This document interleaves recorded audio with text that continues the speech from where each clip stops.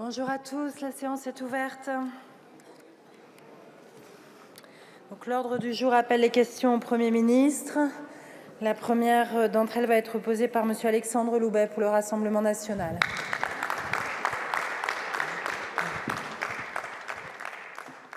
Merci Madame la Présidente. Monsieur le Premier ministre, la centrale à charbon de Saint-Avold, dont j'ai l'honneur d'être député, fait vivre près de 500 emplois aujourd'hui menacés. Des femmes et des hommes que vous avez mis au chômage en 2022 en fermant cette centrale à charbon. Des ouvriers que vous avez rappelés 3 mois après pour la relancer, ils ont répondu présent. Des salariés et des sous-traitants qui ont sauvé le réseau électrique français, mis en péril par votre décision absurde de fermer Fessenheim. Monsieur le Premier ministre, ces travailleurs, nous les avons rencontrés la semaine dernière avec Jordan Bardella. Avec leurs familles, ils sont aujourd'hui inquiets. Inquiets car le président Macron a promis, le 24 septembre dernier au JT de 20h, de convertir les centrales à charbon en biomasse d'ici 2027. Mais votre gouvernement ne leur apporte aucune nouvelle. La centrale risque donc de fermer en 2025. Inquiet aussi car le président Macron a promis de développer l'hydrogène en France, mais votre gouvernement refuse d'apporter un soutien aux projets d'usines qui pourraient sauver leur emploi. Monsieur le Premier ministre, ne pas respecter ces promesses serait une trahison, un mépris pour ces femmes et ces hommes, un gâchis pour ces projets de technologie verte, biomasse et hydrogène. Les salariés de la centrale à charbon de Saint-Avold veulent continuer de travailler. Ils ne réclament pas que le président Macron les reçoive en grande pompe au château de Versailles. Ils attendent tout simplement que le président Macron tienne ses promesses. Monsieur le Premier ministre, mes questions sont donc simples. Oui ou non, allez-vous convertir en biomasse les centrales à charbon françaises, dont Saint-Avold? Oui ou non, allez-vous soutenir le développement de la filière hydrogène dans notre pays, notamment à Saint-Avold? Autrement dit, allez-vous tenir ou trahir les promesses du président Macron? Je vous remercie. La parole est à Monsieur le Premier ministre. Merci Madame la Présidente, Mesdames et Messieurs les députés, Monsieur le député Loubet. Vous le savez, nous sommes engagés dans le cadre de la planification écologique dans une grande politique de transition énergétique pour lutter contre les émissions de CO2. Et nous le savons, le charbon est évidemment l'énergie la plus polluante. C'est la raison pour laquelle nous nous sommes engagés à sortir la France du charbon d'ici à 2027. Et c'est plutôt une fierté pour moi que la France s'engage sur cette voie qui est celle de la réduction des émissions de CO2. Je n'ai pas compris dans votre question que vous partagiez cet objectif. Évidemment que ça a un impact sur des filières industrielles. De la même manière que la conversion du parc automobile thermique vers l'électrique a évidemment un impact sur des filières industrielles, sur des emplois et sur des salariés qui n'ont pas choisi de polluer, qui ne se lèvent pas pour polluer, qui se lèvent pour travailler, faire tourner l'économie française. Il est hors de question ni qu'ils soient stigmatisés, ni qu'ils soient abandonnés. C'est précisément l'inverse que nous faisons. Nous avons d'ores et déjà engagé un certain nombre de transformations. Il reste des centrales à charbon, notamment à Cordemais et à Saint-Avold. Nous échangeons et nous travaillons au quotidien, et c'est ce que fait Roland Lescure, avec les propriétaires de ces centrales, EDF et Gazelle, précisément pour prévoir les projets de reconversion. Ces projets de reconversion, ils peuvent être multiples. Vous avez cité l'exemple de la biomasse. Je confirme que ça fait partie des pistes très sérieusement poursuivies et expertisées pour l'avenir de ces centrales. Ça fait partie des pistes qui ont été mises en avant par RTE dans son rapport. Il peut y en avoir d'autres. Le message qui est clair, c'est qu'évidemment, nous serons aux côtés de l'ensemble des salariés pour les accompagner dans leur reconversion. Qu'évidemment, nous serons aux côtés de l'ensemble du secteur économique parce qu'il y a aussi des sous-traitants pour les accompagner dans la reconversion. Précisément parce que nous avons une conviction, c'est que la transition écologique et énergétique, elle doit se faire avec et pour les Français et non contre les Français. C'est sur cette voie-là que nous allons poursuivre. Je vous remercie, Monsieur le Premier ministre. Monsieur Loubet. Monsieur le Premier ministre, nous voulons tous sortir du charbon, mais nous vous demandons de tenir la promesse du président Macron de convertir cette centrale en biomasse. Je vous remercie. La parole est à Monsieur Jean-Victor Castor pour le groupe GDR. Merci Madame la Présidente. Monsieur le Premier ministre, chers collègues, hier ici dans cette Assemblée, je posais la question quel était le scénario du pire. Et malheureusement, le pire est arrivé. Vous savez qu'en Nouvelle-Calédonie, Kanaki, il y a maintenant des morts, ce que personne ici, je pense, ne souhaitait. Mais on savait tous que ce risque était un risque majeur. Et pourtant, malgré tous nos appels au retrait de ce texte, vous avez voulu aller au bout de votre démarche. Maintenant, c'est le Conseil de défense, c'est l'état d'urgence, c'est une demande de faire intervenir les forces militaires. En fait, c'est l'État qui reconnaît une situation totalement insurrectionnelle. Nous relayons l'appel à l'apaisement qui a été demandé par l'ensemble, enfin par la plupart des forces politiques locales. Mais, Monsieur le Premier ministre, vous avez une très, très lourde responsabilité dans ce qui se passe.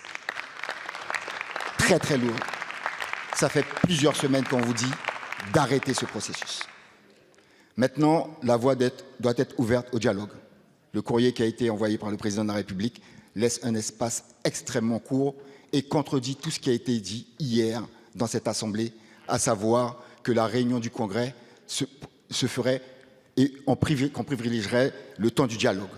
En réalité, entre le moment où vous allez inviter les partis, vous avez dit dans quelques semaines, dans le courrier du Président, et le moment où il faudra convoquer le Congrès, il ne restera que quelques jours pour que les partis et que l'État puissent s'entendre sur un projet global. C'est totalement inacceptable, inadmissible, irresponsable. Donc on aimerait savoir si vous allez quand même corriger cette fois-ci cette posture, ce positionnement, pour que, effectivement, la spirale dans laquelle est entraînée la Nouvelle-Calédonie, que ça puisse cesser une fois pour toutes. Merci beaucoup, Monsieur le député. La parole est à Monsieur le Premier ministre. Merci Madame la Présidente, Mesdames et Messieurs les députés, Monsieur le député Castor. J'ai eu l'occasion ici même de m'exprimer sur la violence inacceptable que traverse la Nouvelle-Calédonie depuis plusieurs jours désormais. Et depuis que je me suis exprimé ici, ces violences ont fait plusieurs victimes. Je veux évidemment leur rendre hommage, dire mon soutien au nom du gouvernement à leurs familles. Je l'ai dit, la violence n'est jamais ni tolérable, ni justifiable, en aucune circonstance. Et c'est la raison pour laquelle le ministre de l'Intérieur a annoncé l'envoi de renforts sur place pour garantir la sécurité. Et je veux rendre hommage à l'ensemble des forces de sécurité, les policiers, les gendarmes qui sont engagés actuellement pour assurer l'ordre. Je le dis et je le redis, la priorité, c'est de retrouver l'ordre, le calme et la sérénité. C'est la raison pour laquelle je proposerai tout à l'heure en Conseil des ministres, qui se déroule à 16h30 aujourd'hui, un décret pour instaurer l'état d'urgence en Nouvelle-Calédonie, de sorte que nous puissions rétablir l'ordre dans les plus brefs délais et d'autres renforts de forces de sécurité intérieure arriveront en Nouvelle-Calédonie dans les heures qui viennent. Je l'ai dit également hier, Monsieur le député, nous avons toujours été dans le dialogue avec l'ensemble des parties prenantes. Et nous resterons toujours dans le dialogue, parce que je crois profondément au dialogue, parce que le processus qui a été engagé, le texte qui a été examiné et adopté par cette Assemblée hier, est précisément issu d'un dialogue. Tout le monde ne soutient pas ce texte, mais ce texte est issu d'un processus qui a été porté par Gérald Darmanin, le ministre de l'Intérieur et des Outre-mer, et ensuite par l'adoption à la fois par le Sénat et par l'Assemblée nationale de ce texte. Maintenant, les choses ont été dites clairement par le Président de la République. Le Président de la République l'a dit lui-même. Nous proposons à l'ensemble des acteurs calédoniens une rencontre avec le gouvernement avant que le Congrès ne soit réuni, précisément pour poursuivre cette logique de dialogue. Si nous étions dans l'état d'esprit que vous semblez décrire, le Congrès serait d'ores et déjà convoqué, alors même que le Parlement a adopté pour les deux chambres en même terme la révision constitutionnelle. Le choix qui a été fait par le Président de la République, c'est précisément d'attendre pour convoquer ce Congrès que nous ayons pu proposer la rencontre aux acteurs politiques locaux avec le gouvernement. Et donc, je leur proposerai dans les prochaines heures une date pour les recevoir à Matignon en compagnie du ministre de l'Intérieur et des Outre-mer pour poursuivre l'échange et le dialogue. Je le dis, c'est une solution politique globale pour l'avenir de la Calédonie qu'il nous faut construire après le processus qui a été engagé. Et évidemment, comme chef du gouvernement, j'y prendrai toute ma part. Merci beaucoup, Monsieur le Premier ministre. La parole est à Monsieur Roger Vico pour le groupe socialiste. Merci Madame la Présidente. Monsieur le Premier ministre, ma question porte sur la question de la sécurisation des Jeux Olympiques, mais puisqu'il s'agit de sécurité, j'en profite pour souligner de nouveau l'angoisse qui est la nôtre sur tous les bancs compte tenu de la situation en Nouvelle-Calédonie. Et je vous lance un appel, Monsieur le Premier ministre, devenez le centre du consensus, devenez l'acteur principal du compromis que chacun doit chercher en Nouvelle-Calédonie. Ma question porte donc sur l'organisation des Jeux Olympiques et Paralympiques et je voudrais préciser d'emblée que nous ne faisons pas partie des grincheux que Monsieur le ministre de l'Intérieur fustigeait hier sur le même sujet. Nous sommes, comme toute la France, évidemment, ravis d'accueillir cette manifestation extraordinaire, mais je voudrais simplement poser quelques questions que beaucoup se posent. Il semble désormais évident que la cérémonie d'ouverture ne se déroulera pas sur la scène, puisque le président de la République a étonné jusqu'aux organisateurs en évoquant son plan B et même son plan C. Le recrutement massif au titre de la réserve opérationnelle de la police nationale se déroule visiblement à des conditions de recrutement peu exigeantes. La presse s'est fait l'écho de personnes connues pour escroquerie, vol, trafic de stupéfiants, violence en bande organisée, refus d'obtempérer ou même violence envers personnes dépositaires de l'autorité publique recrutées pour sécuriser les Jeux Olympiques. Permettez-moi, Monsieur le Premier ministre, de vous citer certains témoignages de policiers que vous pourrez retrouver facilement dans la presse, Monsieur le Premier ministre, si ça vous intéresse. Je cite un lieutenant de CRS qui dit clairement, sous couvert d'anonymat bien entendu, honnêtement, la situation est catastrophique. Un autre délégué syndical qui indique que dans ma zone, des collègues ont voulu regarder les dossiers des nouveaux réservistes, ils ont immédiatement été convoqués par l'IGPN. Sonia Fibleuil, porte-parole de la police nationale, reconnaît elle-même que le facteur humain ne permet pas de sécuriser les recrutements. J'ajoute à ça les appels d'offres non pourvus dans la sécurité privée, la crainte réelle de défection de dernière minute, le très récent et très alarmant rapport du Sénat sur la lutte anti-drogue. Rassurez-nous, monsieur. Monsieur le Premier ministre, vous avez la parole. Merci Madame la Présidente, Mesdames et Messieurs les députés, Monsieur le député Vico. Les Jeux Olympiques et Paralympiques que nous avons la chance d'accueillir cette année, c'est l'événement du siècle. C'est une fois par siècle. Cet été, le monde regardera la France à l'occasion de cet événement. Et je le dis, Monsieur le député, en réalité, le monde regarde déjà la France et les déclarations qui sont faites par les uns et par les autres sur l'organisation de ces Jeux. Et je le dis, je me désole d'observer que les déclarations les plus négatives s'agissant de ces Jeux olympiques et paralympiques viennent systématiquement de la classe politique française et des oppositions qui, pour des raisons de politique politicienne nationale, cherchent à utiliser ces Jeux pour affaiblir le gouvernement, mais en réalité, c'est l'image de la France qui est affaiblie. Monsieur le député Vico, il y a quelques mois, la maire de Paris avait fait une déclaration en disant « Nous ne serons pas prêts pour les Jeux, notamment sur la question des transports ». Elle parlait de la prolongation du RER E et du projet EOL à Porte-Maillot. Ces déclarations ont fait le tour du monde. On m'en a parlé dans mes déplacements à l'international. Il y a 10 jours, j'ai moi-même inauguré, en présence de la maire de Paris, la prolongation du RER E Porte-Maillot. Je me souviens aussi, il y a quelques mois, avoir entendu des responsables politiques de l'opposition expliquer « on ne s'est pas prêt sur le village olympique ». Le village olympique a été inauguré par le président de la République en temps et en heure. La piscine olympique de la même manière. J'avais entendu il y a quelques mois aussi des responsables de l'opposition nous expliquer que l'arrivée de la flamme à Marseille avec des centaines de milliers de personnes se traduirait par une catastrophe sécuritaire et organisationnelle. Ça a été un magnifique spectacle qui a fait le tour du monde et la fierté de la France. Alors je le dis ici, plutôt qu'en permanence de jeter l'opprobre sur cette grande fête que seront les Jeux Olympiques et Paralympiques, plutôt que de semer le doute dans vos déclarations, et nous avons tous une responsabilité, saluons l'extraordinaire travail des organisateurs de ces Jeux, saluons toutes les Françaises et tous les Français qui se mobilisent sur le parcours de la flamme partout en France, saluons nos forces de l'ordre qui seront toutes sur le pont cet été pour faire que ces Jeux se passent dans les meilleures situations, et soyons tous au rendez-vous de l'histoire. Merci beaucoup. Monsieur le Premier ministre, la parole est à Madame Caroline Abadie pour le groupe Renaissance. Merci Madame la Présidente. Monsieur le Premier ministre, hier, un commando doté d'armes de guerre a, selon un plan macabre et froid, abattu 2 surveillants de l'administration pénitentiaire, grièvement blessé 3 de leurs collègues pour arracher un détenu en cours d'extraction qui revenait du tribunal. Ces assassinats, par leur violence inédite, ont choqué notre pays et le plongent dans une grande tristesse. Nos pensées sont tournées vers les familles des victimes et leurs 43 000 collègues qui font, à l'ombre des murs de nos prisons, un travail d'une valeur inestimable pour la sécurité de notre nation.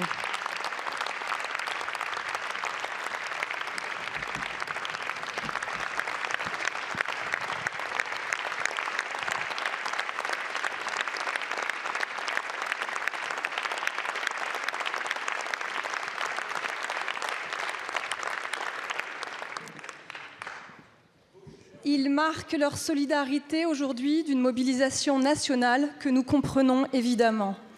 Ces 2 agents laissent des familles endeuillées, des orphelins dans une grande détresse. Notre sympathie leur est acquise. La dette de la nation à leur égard est immense. 5 personnels, 2 véhicules. Cette extraction de niveau 3 sur les 4 échelons de sécurité des escortes était dimensionnée à la mesure de Mohamed Amra, détenu non particulièrement signalé. Comme les 130 000 effectués l'année dernière, cette extraction n'aurait pas dû se terminer ainsi. Loin des profiteurs habituels qui instrumentalisent déjà ce drame d'une violence, je le redis, inédite, le président de la commission des lois, Sacha Houlié, proposera demain le lancement d'une mission flash relative au transfèrement et extraction pénitentiaire afin d'adapter ces moments de grande vulnérabilité à la nouvelle échelle de la violence que nous avons franchie hier. En plus des sujets de surpopulation carcérale déjà connus, il s'agit de mettre à l'ordre du jour de nos réflexions le sujet des extractions et la mise en sécurité de nos personnels. Pour l'heure, Monsieur le Ministre, vous avez lancé une traque sans merci à la poursuite du fuyard et de ses complices. Que pouvez-vous dire à la représentation nationale sur ces 24 heures de recherche? Je vous remercie. Merci beaucoup, Madame la députée. La parole est à Monsieur le Premier ministre.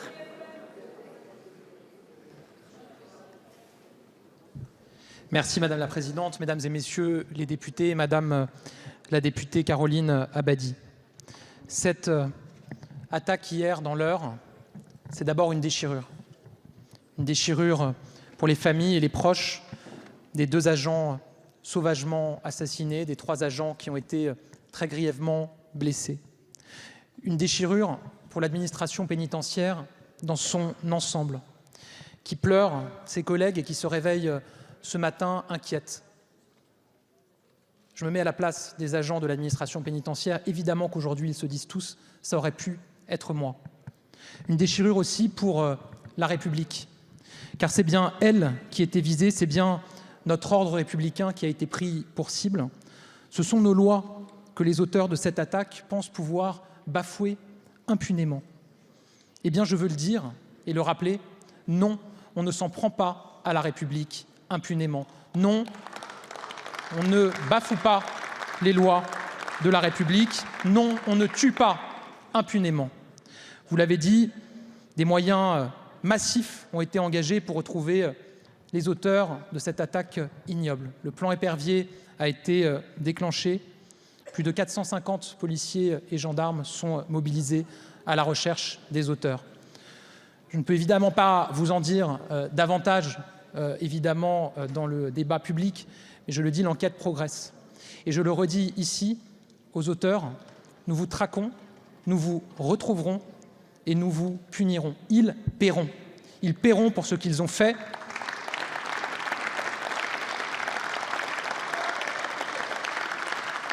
Et nous serons au rendez-vous. Je pense évidemment aux familles, j'ai eu l'occasion de le dire, évidemment, nous serons aux côtés des familles, des enfants, des agents qui ont été tués et qui ont été blessés. Pour le reste, je le disais, l'administration pénitentiaire dans son ensemble est en deuil, choquée. Dès hier, le ministre de la Justice s'est rendu à Caen pour échanger avec les collègues des agents qui ont été tués. En ce moment même, le garde des Sceaux est aux côtés des syndicats, il reçoit l'intersyndicale, évidemment pour aborder tous les enjeux qui concernent la sécurité de l'administration pénitentiaire. Évidemment, je le dis, nous avancerons avec eux et nous identifierons tous les moyens de renforcer leur sécurité, de renforcer le soutien qui leur est apporté, parce que nous le devons à ces agents, parce que nous le devons à la République, parce que nous le devons à notre pays. Je vous remercie. Merci beaucoup, Monsieur le Premier ministre. La parole est à Monsieur Jean-Philippe Nilor pour la France insoumise. Monsieur le Premier ministre, dans les collectivités dites d'outre-mer, les questions relatives à la propriété foncière revêtent une dimension ultra sensible en raison des réalités historiques, sociologiques et géographiques. En avril dernier, cherchant à pallier les insuffisances de la loi Letchimy de 2018 sur l'indivision, la loi visant à l'accélération et la simplification de la rénovation de l'habitat dégradé vient de déclencher un véritable séisme. Alors que le délai de droit commun pour la prescription acquisitive reste de 30 ans en France, la nouvelle loi permet spécifiquement en Outre-mer à tout occupant de bonne ou de mauvaise foi d'accéder à la propriété d'un bien immobilier attestant de son occupation pendant 10 ans. Cette disposition provoque émoi et inquiétude légitime au sein de nos populations, des professionnels et de l'ensemble de la classe politique. Monsieur le Premier ministre, ma question est simple. Pourquoi avoir cautionné une telle dérogation au droit commun, particulièrement pour cette mesure inopportune, alors que pour tant d'autres, vie chère, tarifs aériens, accès à l'eau, priorité à l'emploi local, nos demandes de dérogation sont systématiquement rejetées par votre gouvernement? Je vous remercie, Monsieur le Premier ministre. Merci Madame la Présidente, Mesdames et Messieurs les députés, Monsieur le député Jean-Philippe Nilor.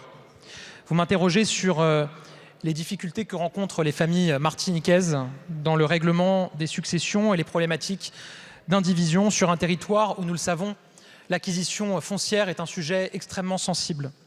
En effet, la Martinique est l'objet de fortes contestations foncières d'ordre privé qui génèrent des tensions, parfois un sentiment d'injustice. Et je vous le dis, mon gouvernement s'est bien saisi de cette question. Lors du comité interministériel des Outre-mer qui s'est tenu en juillet dernier, il a été décidé d'aborder de front le sujet de la facilitation des sorties d'indivision. L'une des questions soulevées est celle de la prescription trentenaire, qui met en jeu le respect de la propriété privée, dont je rappelle qu'il est protégé par la Constitution. La loi du 9 avril 2024 relative à l'accélération et à la simplification de la rénovation de l'habitat dégradé et des grandes opérations d'aménagement traite ces difficultés. Elle prolonge le régime dérogatoire mis en place par la loi Letchimy de 2018 qui permet de faciliter la sortie de l'indivision successorale et de relancer la politique du logement en Outre-mer jusqu'en 2038. Plusieurs autres dispositions ont été prises pour améliorer et renforcer les dispositifs qui permettent de sortir de l'indivision. Au-delà des nouvelles dispositions juridiques applicables, le préfet a pris l'initiative d'organiser après-demain une conférence de concertation locale chargée de formuler des propositions pour améliorer le traitement des indivisions qui sont bloquées. Une mission d'appui et d'expertise de haut niveau viendra accompagner les travaux de cette conférence, c'est ce que nous avons décidé. Vous le voyez, monsieur le député, nous agissons. Évidemment, je souhaite que vous puissiez prendre toute votre part à cette concertation qui est engagée par le préfet après-demain. Évidemment, c'est un dossier que je suivrai de très près. Nous continuerons à agir dans l'intérêt des familles, dans l'intérêt du territoire et dans l'intérêt de la République. Je vous remercie, Monsieur le Premier ministre. Monsieur Nilor. Monsieur le Premier ministre, malheureusement, la concertation vient toujours après les décisions, et c'est encore le cas. À l'heure où la spéculation et la prédation foncière génèrent une flambée sans précédent des prix, excluant de fait nos compatriotes de l'accès au foncier, à l'heure où le marché de l'immobilier est contrôlé à plus de 90% par des non-originaires et où nos terres sont vendues au plus offrant sur Internet, à l'heure où le contexte social est explosif suite à des prescriptions acquisitives abusives, perpétrés auprès de personnes isolées, le remède que vous avez décidé de nous administrer risque d'aggraver le mal. Le prix à payer pour la sortie de l'indivision ne doit pas être la dépossession ou la spoliation. Je vous remercie. La parole est à monsieur Nicolas Thierry pour le groupe écologiste. Merci Madame la Présidente. Monsieur le Premier ministre, en février dernier, vous annonciez mettre en pause le plan Écophyto. Vous suspendiez alors purement et simplement la politique de réduction des pesticides en France. Depuis 3 mois, régnait un faux suspense. La France renoncerait-elle définitivement à toute ambition en matière de réduction des pesticides? Aux Françaises et aux Français qui s'inquiètent des toxiques, qui empoisonnent leur vie, je veux confirmer le plus clairement possible votre funeste décision. Avec la publication la semaine passée du nouveau plan Écophyto 2030, vous enterrez l'ambition initiale d'Écophyto de diviser par 2 l'usage des pesticides en cassant l'outil de mesure, en changeant d'indicateur pour ne pas assumer votre renoncement. À titre d'illustration, prenons l'année 2021. L'utilisation de votre nouvel indicateur baisserait artificiellement de plus de près de 30% l'utilisation de pesticides par rapport à l'indicateur en vigueur jusque-là. Dit autrement, par le seul fait de ce changement d'indicateur, les objectifs de votre nouveau plan Écophyto seront quasiment atteints, sans modifier les pratiques agricoles. Ce nouvel indicateur n'est pas qu'un choix technique, mais un sujet démocratique. Il permettra à votre gouvernement d'afficher des chiffres flatteurs de réduction des pesticides en dehors de toute baisse des toxiques. C'est une réelle falsification en termes de santé publique. Rappelons quelques faits. En 30 ans, le nombre de cancers a doublé en France. Et il existe par ailleurs une forte présomption d'un lien entre l'exposition à plusieurs pesticides et le développement de cancers, de lymphomes, de leucémie, y compris chez l'enfant. Ma question est donc simple, et elle est celle de plusieurs centaines de chercheurs, de soignants, d'associations de patients et de défense de l'environnement qui vous ont interpellé ces derniers jours. Allez-vous reconsidérer le choix de cet indicateur frauduleux? Et allez-vous enfin choisir la santé publique? Ou, pour reprendre les termes des scientifiques qui vous ont interpellé, persistez-vous à choisir le cancer? Je vous remercie, monsieur le Premier ministre.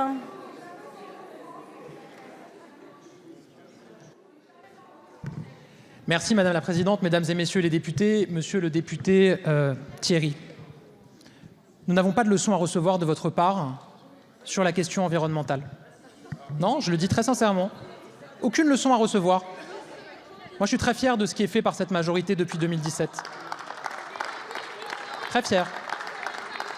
Vous savez, je me souviens, avant, beaucoup le savent, j'étais engagé dans une autre formation politique jusqu'en 2017, qui n'a pas brillé non plus, mais je rappelle que les écologistes ont été au gouvernement à l'époque de François Hollande.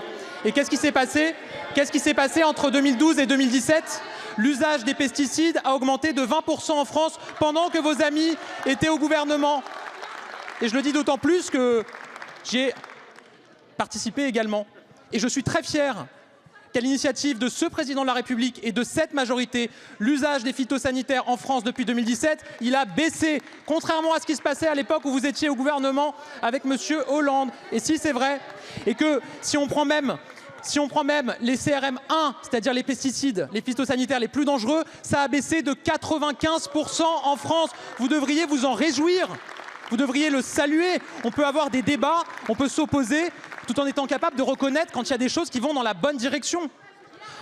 Donc je vais vous dire, l'objectif de continuer à réduire l'usage des phytosanitaires dans notre pays, il est intact. Et on maintient cet objectif. Ensuite, il y a la question de comment on y arrive. C'est sûr que vous, c'est très simple. La manière pour vous de réduire l'usage des phytosanitaires en France, c'est de réduire le nombre d'agriculteurs en France. Pour vous, il n'y aura plus de phytosanitaires parce qu'il n'y aura plus d'agriculture en France. C'est ça la solution que vous proposez aux Français.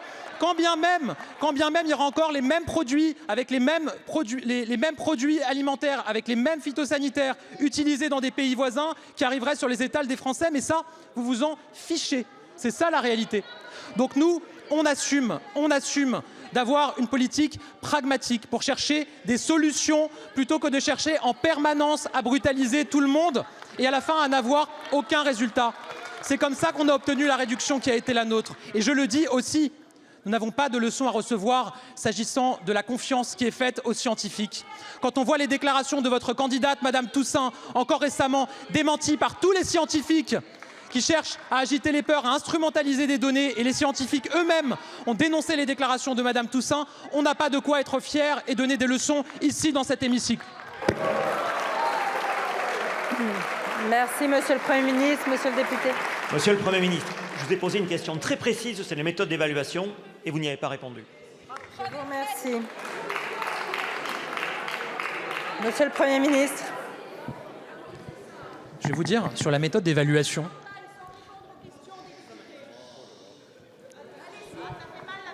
non mais je vous laisse terminer, madame la députée. Vous avez l'air d'avoir besoin de... C'est bon? C'est bon? C'est bon? Non mais je vous pose la question, c'est bon? C'est bon, je peux m'exprimer? Je peux m'exprimer? Est-ce que je peux m'exprimer, madame la députée? Est-ce que je peux m'exprimer? Bon, allez, ça c'est... Allez-y, monsieur le Premier ministre. Madame la députée, allez, un peu de silence, monsieur le Premier ministre. Puisse me permettre de m'exprimer calmement, c'est un sujet qui est important. Bon. Est-ce que je peux m'exprimer? C'est bon? C'est bon? Merci. S'agissant de l'indicateur, monsieur... Bon, allez, s'il vous plaît. Bon, allez. Un peu de silence, Madame la Présidente, Monsieur le Premier ministre, allez-y. Je regrette, véritablement, je regrette que la NUPES systématiquement cherche à couvrir la voix du gouvernement quand il s'exprime de la part de ceux qui donnent des leçons de démocratie matin, midi et soir. C'est fort de café, c'est fort de café. Alors, est-ce que je peux y aller? Merci. Sur la question de l'indicateur, monsieur le député, oui, nous avons eu un travail, effectivement, avec les représentants des agriculteurs, avec les représentants des associations environnementales également, sur cette question de l'indicateur. Il se trouve qu'auparavant, la France avait fait un choix, c'est de retenir un indicateur qui n'était retenu par aucun autre pays en Europe. Aucun autre pays en Europe. Et le choix que nous avons fait, et je l'assume totalement, c'est de reprendre l'indicateur qui est celui qui est porté par les autres pays européens et qui ne pose pas de difficulté à vos amis écologistes dans ces pays européens. Certains même sont au gouvernement dans ces pays. Ils défendent l'indicateur HRI 1 que nous avons retenu. S'ils le défendent, c'est bien que c'est un bon indicateur. Simplement, si on veut être pragmatique et efficace, oui, il faut avancer en bon ordre avec les autres pays européens. Mais malheureusement, vous n'aimez pas davantage l'Europe que vous n'aimez la science. Je vous remercie, Monsieur le Premier ministre. La parole est à monsieur Mohamed Lakila pour le groupe démocrate. Merci Madame la Présidente. Monsieur le Premier ministre, chers collègues, d'abord un joyeux anniversaire à notre Jimmy national. La France est l'un des pays les plus complexes sur le plan administratif en Europe. Coûtant du temps toujours, de l'argent certainement, l'inflation normative pèserait près de 3% de notre PIB. De l'anxiété souvent aux entrepreneurs et chefs d'entreprise de notre pays. Nous avons essayé d'y répondre depuis 7 ans avec la loi ESSOC pour un État au service d'une société de confiance en 2018, la loi PAC pour la croissance et le développement de nos entreprises en 2019 ou la loi ASAP, accélération et simplification de l'action publique en 2020. Mais force est de reconnaître que nous n'y sommes pas. Pire encore, nous entretenons, nous décideurs publics, nous législateurs, cette inflation normative. Dit crûment, un amendement, c'est un CERFA de plus. Monsieur le Premier ministre, votre gouvernement a fait de la lutte contre la norme superflue une priorité, symbolisée par le projet de loi simplification que nous discuterons prochainement. Les députés démocrates saluent ce texte et y contribueront pleinement. Monsieur le Premier ministre, l'une des clés de la simplification est l'implication de l'ensemble des parties prenantes à l'ensemble des étapes de création de la norme. Que pensez-vous de la création des référents PME à même de prendre en compte ce sujet dans chaque administration? Aussi, nos normes sont désormais, et c'est heureux, pour le développement de nos entreprises à l'échelle européenne, de plus en plus marquées par les règles travaillées au niveau européen. Nous proposons à ce titre de réduire de 25% la charge administrative en Europe. Pour chaque norme européenne adoptée, une norme européenne devra être supprimée. C'est dans ce sens que nous devons œuvrer, car face à cet enjeu, c'est un véritable choc de simplification que nous avons besoin. Merci, monsieur le député, monsieur le Premier ministre. Merci Madame la Présidente, Mesdames et Messieurs les députés, Monsieur le député Mohamed Lakila. J'ai une conviction que j'ai partagée ici même dès ma déclaration de politique générale. Notre pays croulent encore trop sous les normes. Elles sont trop nombreuses, elles sont trop complexes.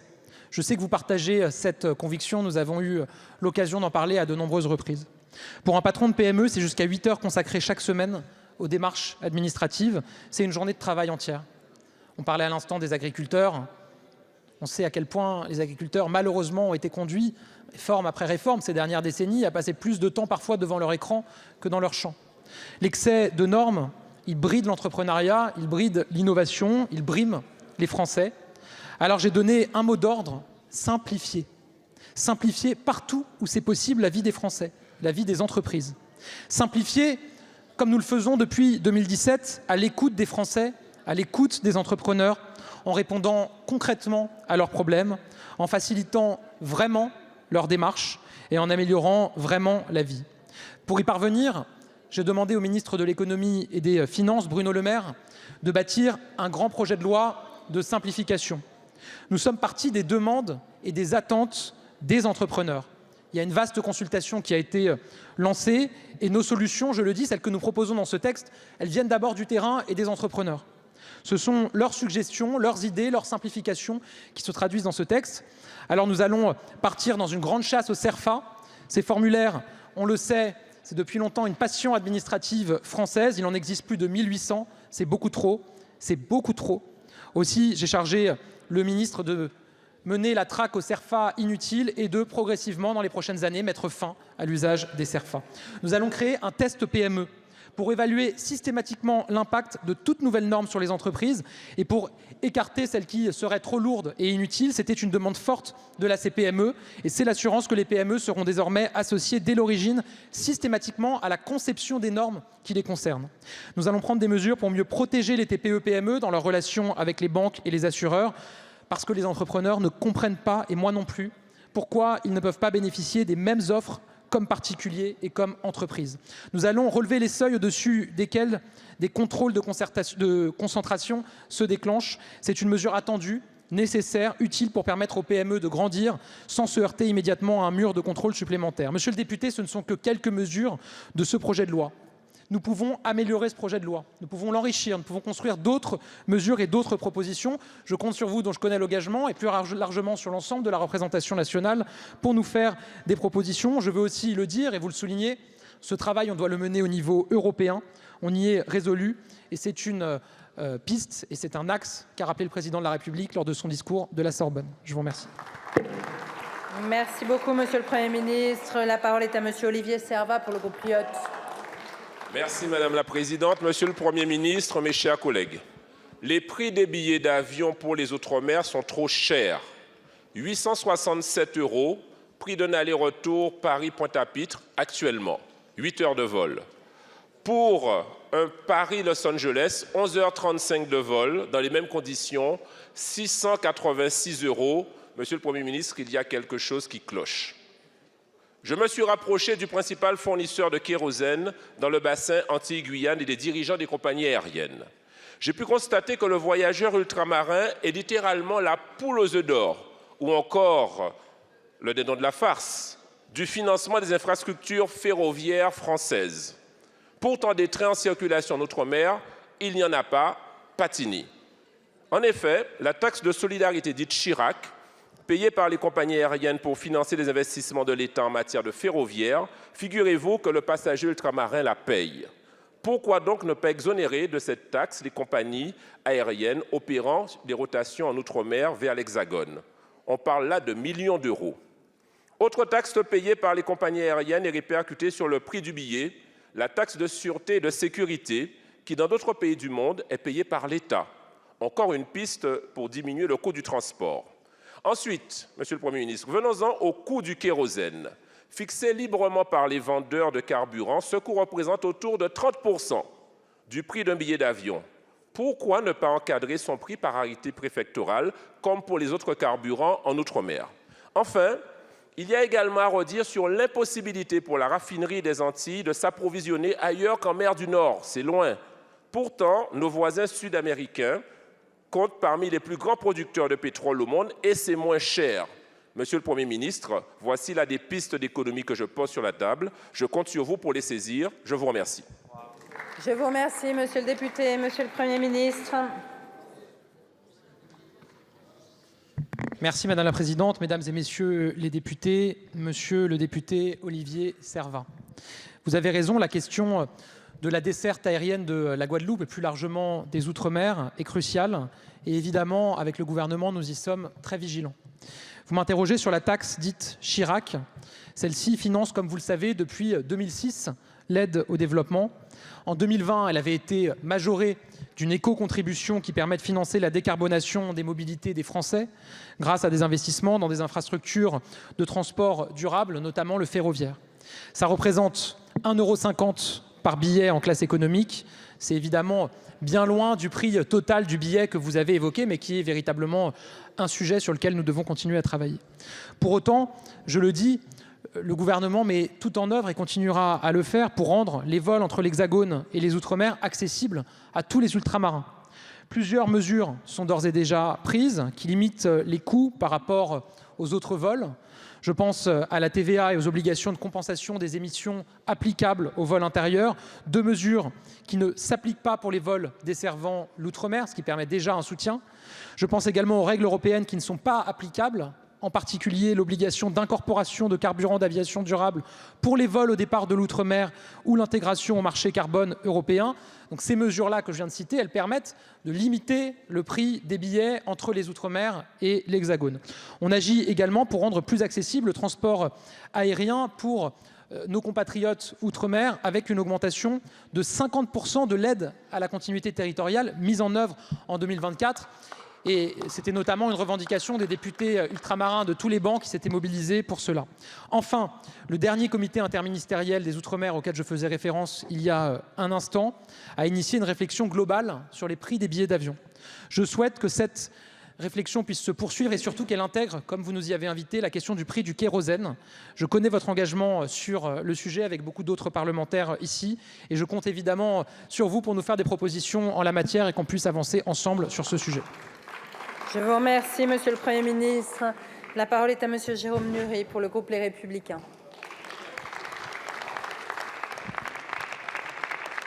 Merci Madame la Présidente. Monsieur le Premier ministre, les parlementaires ici qui exercent ou ont exercé un mandat local connaissent l'importance des zones de revitalisation rurale. Ce mécanisme incitatif a fait l'objet d'une réforme dans la loi de finances 2024 en créant à l'article 7 France Ruralité Revitalisation. Or, ces conséquences n'ont visiblement pas été totalement appréhendées, ni par le gouvernement, ni par le Sénat qui a voté cet article. Alors, malgré le rattrapage de certaines communes prévues par la loi, de nombreuses situations injustes perdurent. À l'image de la commune de Briouze, dans l'Orne, dont l'intercommunalité Flers-Aglo n'est pas dans le zonage FRR pour des questions de densité, mais qui ne peut pas non plus être rattrapée car son bassin de vie, au sens de l'INSEE, est considéré comme étant trop dense. Un comble pour Briouze, ex-chef-lieu de canton, de 1500 habitants au cœur de la ruralité du Bocage, d'une région agricole avec même le dernier marché au veau de l'Orne tous les lundis auquel on vous invite. Comment expliquer à ses habitants et à ses élus qu'ils ne seront plus considérés en zone rurale au 1er juillet, quand notamment une commune voisine de 6000 habitants au sein de la même intercommunalité va, elle, être rattrapée et inclue dans le nouveau zonage, installant au passage une terrible distorsion de concurrence. Monsieur le Premier ministre, à l'image de Briouze, d'autres communes dans la France entière, dans l'Allier, dans le Jura, vivent mal ce nouveau classement, ou plutôt ce déclassement. Il faut dire que l'impact est redoutable. Fin de la bonification de la dotation solidarité rurale, perte des incitations fiscales pour les entreprises et surtout pour les professionnels de santé dans des territoires déjà profondément impactés par la désertification médicale. Afin de sortir de cette impasse, ne pourriez-vous pas étendre aux 2000 communes qui sortent du dispositif le moratoire que vous avez déjà annoncé pour la Saône-et-Loire? Cela laisserait le temps au gouvernement, aux parlementaires et aux associations d'élus de retravailler cette réforme dans la loi de finances 2025 afin qu'elle soit plus juste et plus pertinente. Monsieur le Premier ministre, la France rurale et le député des Champs que je suis comptent sur vous. Merci beaucoup, monsieur le député. Monsieur le Premier ministre. Merci Madame la Présidente, Mesdames et Messieurs les députés, Monsieur le député Jérôme Nury. Chaque semaine, je me déplace sur le terrain et encore ces derniers jours, ces dernières semaines, j'étais à Pirou dans la Manche, à Beaugency dans le Loiret. Et évidemment, je me déplace chaque semaine. Et je me déplace chaque semaine notamment, et j'essaye de me déplacer le plus possible dans les territoires ruraux. C'est vrai, Madame Bonivard, j'étais aussi tout à fait en Savoie, vous avez raison, et notamment dans la Maurienne pour le magnifique chantier du Lyon-Turin sur lequel nous avons fait un point d'étape. Mais je m'écarte du sujet parce que l'important et ce dont je voulais parler, c'est évidemment de la France rurale. Cette France qui, malheureusement, depuis plusieurs décennies maintenant, se sent très éloignée, plus encore que la géographie ne l'éloigne, parce que des services publics ont reculé, parce que des commerces ont reculé, parce que de la vie a reculé. Et je pense que notre responsabilité, qui est immense, c'est de renouer avec cette France rurale, de leur apporter davantage. Et c'est ce que nous avons commencé à faire depuis 2017. Évidemment, tout n'est pas parfait, mais enfin, avec le programme Petites Villes de demain, avec France Ruralité, ce sont des dispositifs, et je le constate aussi sur le terrain, qui concrètement changent beaucoup de choses sur le terrain. Les maisons France Service, je pourrais citer énormément d'exemples. Il faut aller plus loin, il faut continuer à avancer. Et je le dis, je suis ouvert à toutes les propositions qui peuvent être portées. Je sais que vous en avez déjà fait, que vous allez continuer à en faire. S'agissant de la réforme des ZRR, moi j'ai découvert, je l'assume, cette réforme quand j'ai été nommé à Matignon, puisque j'étais à l'Éducation nationale quand elle a été votée. J'ai découvert cette réforme qui a été votée au Sénat, et notamment par la majorité sénatoriale, je le dis, parce que, et voilà, j'aurai l'occasion de leur redire quand je serai au Sénat, mais parfois ils nous font les leçons sur le côté territorial. Ils ont voté cette réforme dont j'ai ressenti dès ma nomination qu'elle ne passait pas. Voilà, il faut quand même se rendre à l'évidence, ça ne passe pas.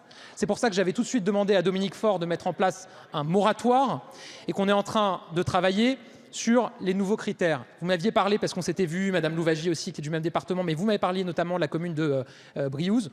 On ne comprend pas, effectivement, quand on regarde la situation, qu'elle ne fasse plus partie du dispositif. Et donc, je vous le dis, et je l'ai redit à la ministre Dominique Faure, dans les toutes prochaines semaines, je souhaite qu'on arrive à une solution qui permette de répondre à ces situations, en plus du moratoire que nous avons mis en place, parce qu'il est hors de question que des communes rurales se retrouvent lésées aujourd'hui, alors que rien ne l'explique et que personne ne peut véritablement le comprendre. Nous serons aux côtés de Briouze, de votre département et de la France rurale.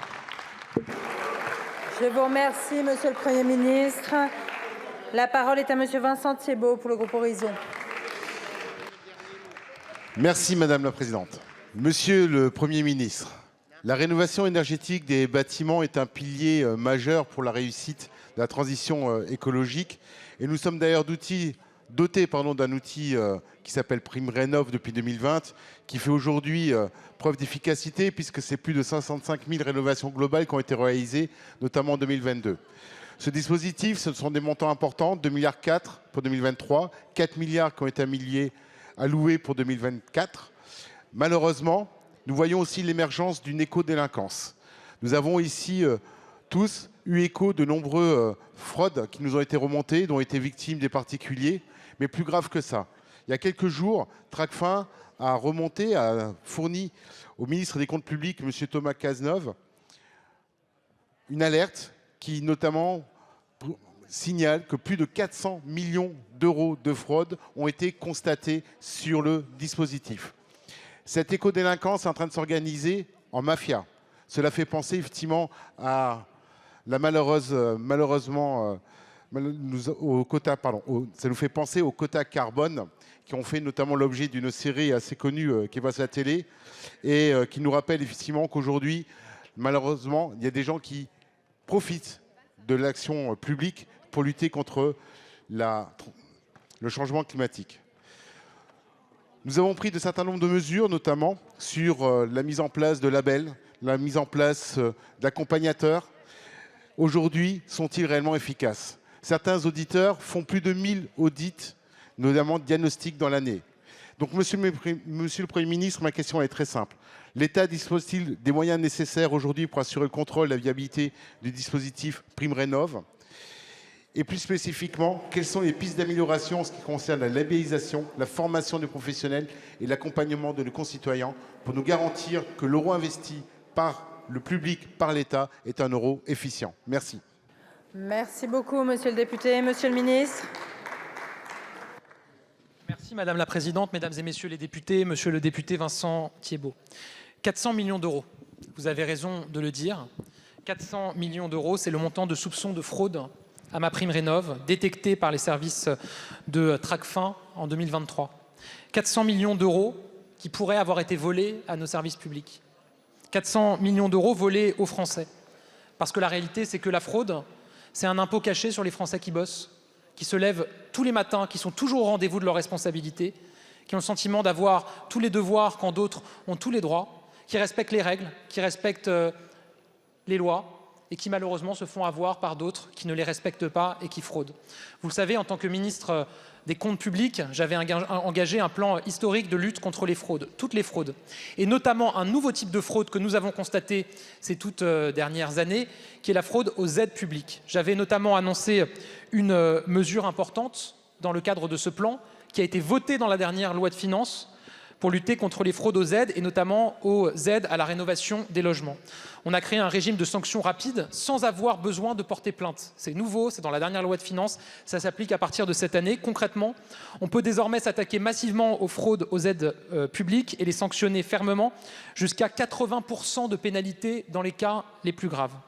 Mais évidemment, je veux qu'on aille plus loin encore sur la question de la fraude en général, sur la question de la fraude aux aides publiques en particulier, pour systématiser la suspension temporaire du versement des aides en cas de suspicion de fraude, pour accentuer encore la lutte contre la fraude aux certificats d'économie d'énergie en permettant au pôle national en charge de ces certificats de refuser l'ouverture d'un compte et de prendre des sanctions, des mesures pour retirer le label RGE à certaines entreprises frauduleuses, ou pour renforcer encore les pouvoirs d'enquête, notamment de la DGCCRF, pour qu'ils puissent utiliser une identité d'emprunt pour pouvoir détecter les fraudeurs.